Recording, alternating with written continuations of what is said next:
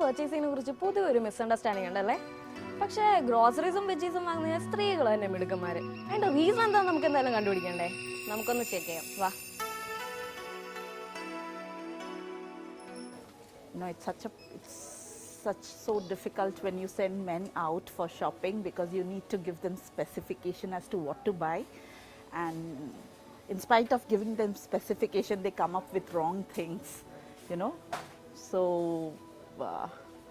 it would be really helpful if they get to know the products better, get to know the prices of the products, and maybe you know, spend a little while, have a little patience to shop around.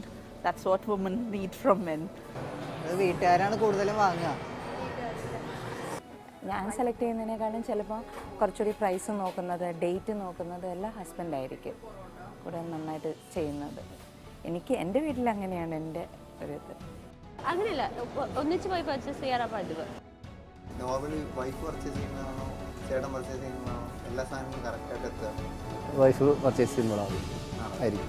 ഇടയ്ക്കൊക്കെ നടക്കാറുണ്ട്. അല്ലാന്നുണ്ടെങ്കിൽ ഞാൻ പാപ്പ ഇങ്ങനെ വിളിച്ചുകൊണ്ട് തന്നെ ഇരിക്കും, ഇന്ന സാധനം മേടിക്കണം. നോർമലി അമ്മയെ പർച്ചേസ് ചെയ്യാറ്. പക്ഷെ ചില സമയത്ത് ഇപ്പോൾ ഒത്തിരി വൈകിട്ടുണ്ടെങ്കിൽ, since I am doing the job, evening അമ്മ എന്നോട് ഫോൺ ചെയ്യുമ്പോൾ ഞാനാണ് പർച്ചേസ് ചെയ്യാറ്. വെജിറ്റബിൾസ് ഒക്കെ ആണെങ്കിൽ ലേഡീസ് തന്നെയായിരിക്കും പ്രിഫർ ചെയ്യുന്നത്. ഞങ്ങളാണ് ഷോപ്പിംഗ് ചെയ്യാറ്.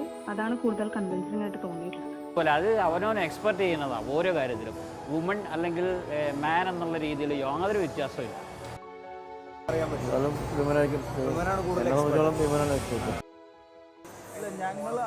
ഞങ്ങൾ വീക്കെൻഡ് പർച്ചേസിങ് മാത്രമേ ചെയ്യാറുള്ളൂ. പുള്ളിക്കാരിയാണ് കൂടുതൽ എക്സ്പേർട്ട് എന്ന് തോന്നിയിട്ടുണ്ടോ ഇങ്ങനെയുള്ള സാധനം പർച്ചേസ് ചെയ്യുമ്പോൾ?